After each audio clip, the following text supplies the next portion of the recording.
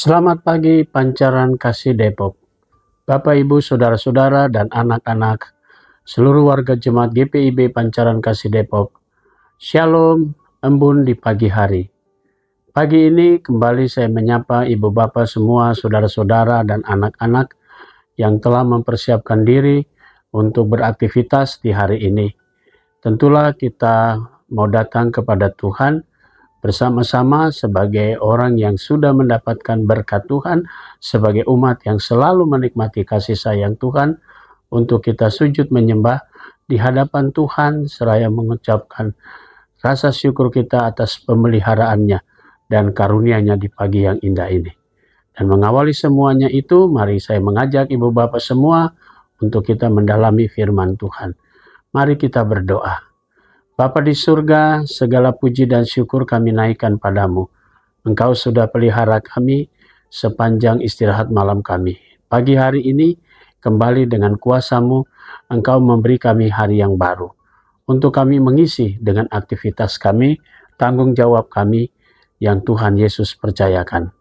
Namun sebelum kami menjalani semua itu, kami ingin mendasari seluruh langkah hidup kami hari ini dengan firman-Mu. Tuntunlah kami dengan Roh Kudus-Mu, agar kami dapat mengerti firman-Mu, dan firman-Mu menjadi pedoman hidup kami hari ini. Berfirmanlah ya Tuhan, kami semua sudah siap mendengarkannya. Demi nama Tuhan Yesus, firman yang hidup kami berdoa. Amin. Bapak, Ibu, Saudara-saudara, dan anak-anak yang diberkati Tuhan, pembacaan Alkitab kita di pagi hari ini terambil dalam kitab Ester, pasalnya yang ke-9, ayatnya yang ke-12 sampai 15, dan penekanannya pada ayatnya yang ke-14 yang berkata demikian. Raja menitahkan untuk berbuat demikian, undang-undang pun dikeluarkan di Susan, dan ke-10 anak Haman digantung. Demikian sabda Tuhan. Judul yang menjadi landasan renungan kita berkata, kebenaran akan mencari jalannya sendiri. Ibu Bapak, Saudara-saudara, dan anak-anak yang diberkati Tuhan.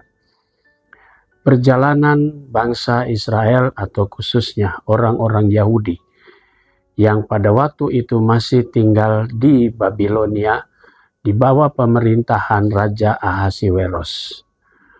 Dalam perjalanan kehidupan mereka di sana, dengan tokoh yang ada dalam kitab Ester ini, yaitu Ester dan Mordekai.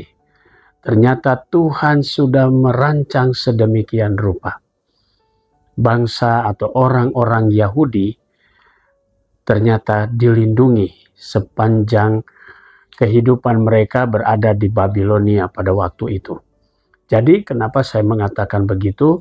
Karena pada waktu Persia mengalahkan kerajaan Babilonia, orang Israel ada yang pulang ke Yerusalem, tetapi ada juga yang masih tinggal di Babilonia.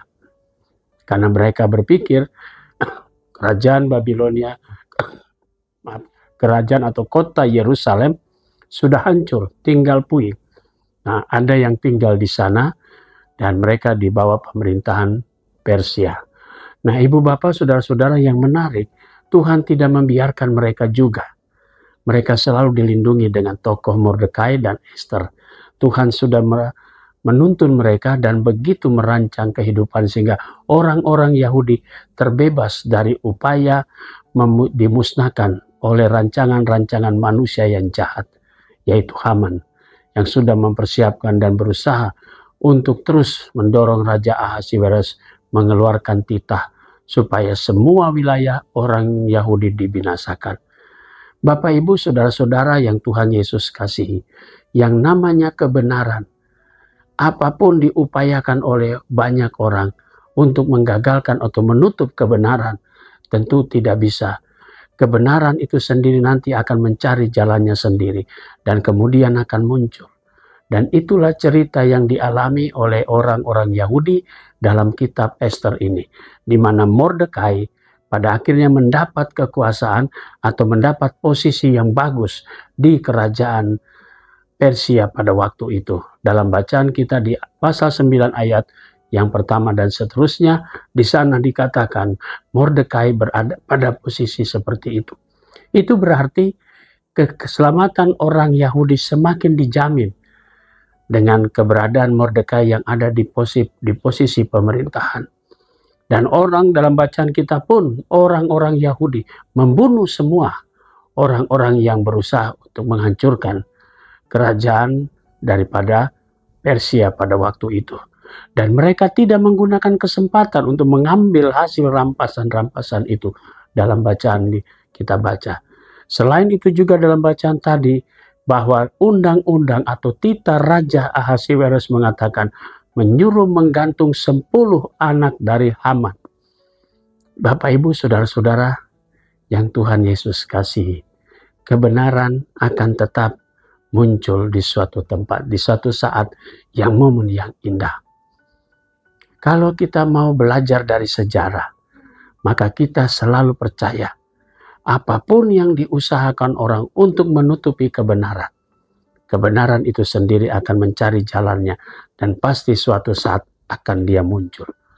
Dan karena itu pesan dari firman Tuhan hari ini, jangan pernah kita takut untuk berbicara tentang kebenaran. Jangan pernah kita mundur ketika kita semua harus berkata yang benar. Karena itulah tugas dan panggilan kita sebagai gereja Tuhan.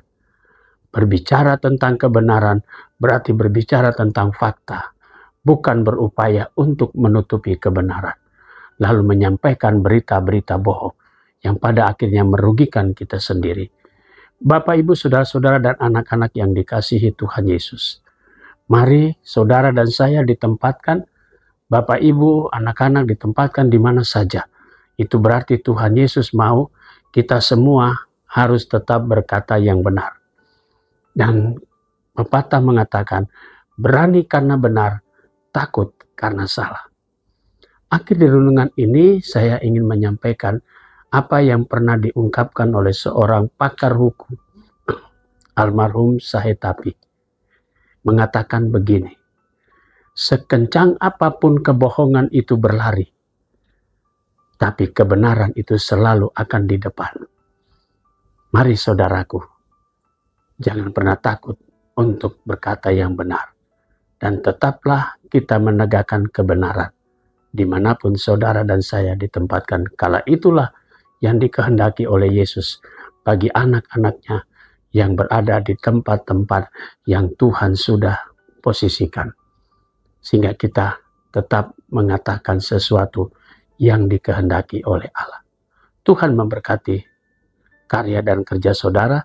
Tuhan memberkati kita semua, bahwa kita dikaruniakan roh untuk berani berkata benar. Amin. Mari kita berdoa. Bapa di surga, terpujilah namamu. Pagi hari ini kembali kami datang padamu mengucap syukur atas segala berkat Tuhan. Tuhan mengajarkan kami untuk selalu menegakkan kebenaran. Apapun yang dilakukan oleh orang lain dengan berita-berita hoaks, kami percaya kebenaran itu sendiri akan mencari jalannya dan suatu saat akan muncul sebagai pemenang. Terima kasih untuk nasihat-Mu pada firman Tuhan yang kami dengar hari ini.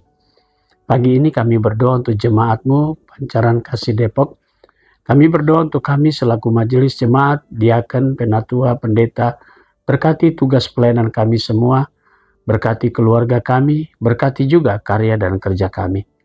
Para pendeta emeritus, pendeta gereja saudara, Tuhan berkati. Vikaris, unit-unit misioner, badan pemeriksa perbendaharaan jemaat, pegawai kantor gereja, koster, dan keamanan. Diberkatilah kami semua dengan segala berkat Tuhan, keluarga kami, bahkan pribadi-pribadi kami.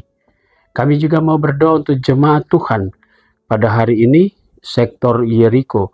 Kami mau berdoa untuk keluarga Ibu Safitri Haryati, keluarga Bapak Spelman Raja Bunga Nyita, keluarga Bapak Stephen Elisa Talakua, keluarga Bapak Suparman, keluarga Ibu Teli Yosia Manggi, dan keluarga Bapak Teno Suseno. Tuhan berkati keluarga-keluarga ini dengan berkat-berkat Tuhan. Kami juga berdoa untuk jemaat Tuhan yang sakit, sektor Yerusalem, Bapak Mastor Nababan, sektor Karmel, Bapak Penatua Boy Christian Jaha, sektor Sion, Ibu Rumata Boru Hutagalung, sektor Hermon, Ibu Yohana Magdalena Alemos, dan sektor Peniel, Ibu Maria Ana Suratia. Tuhan memberkati saudara-saudara kami di dalam keberadaan tubuh mereka yang lemah. Kami juga mau berdoa untuk jemaat Tuhan yang pada hari ini merayakan ulang tahun perkawinan. Tuhan Yesus memberkati keluarga Bapak Engelbert Huai. Tuhan memberkati sukacita keluarga ini atas berkat pertambahan usia perkawinan mereka. Kami juga mau berdoa untuk jemaat Tuhan yang pada hari ini merayakan ulang tahun kelahiran Bapak Refli Adri Timbongol, Ibu Putih Adriani Lendun. Kami berdoa juga untuk Bapak Sihar Halomoan Simangunsong, Bapak Randy Glendi Kemur, Saudari Farika Agustin Sarayar, Bapak Martin Songyanan, dan Saudara Ari Prasetyo Purnomo. Tuhan memberkati saudara-saudara kami dalam keberadaan dalam sukacita mereka atas pertambahan usia mereka. Kami juga mau berdoa untuk rencana pelembagaan dari sektor ataupun bakal jemaat Bajem Sinar Kasih Cilodong. Tuhan memberkati pembentukan panitia sampai dikeluarkannya SK, maka perjalanan pelembagaan biarlah berjalan seturut dengan rancangan dan kehendak Tuhan. Kami berdoa juga untuk jemaatmu yang sudah lanjut usia, janda duda dan anak-anak yatim piatu. Tuhan memberkati. Kami berdoa juga untuk Yapendik Triguna, berkati dalam perjalanannya, dalam pendidikan, di tengah-tengah masyarakat.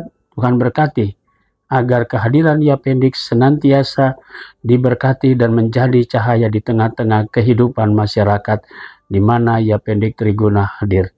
Terima kasih ya Bapa. Kami berdoa juga untuk kegiatan perayaan 17 Agustus di jemaatmu, khususnya pada tanggal 30 Agustus yang akan datang. Tuhan memberkati sukacita kami merayakan kemerdekaan negara kami yang ke-80. Biarlah dapat berjalan dengan baik.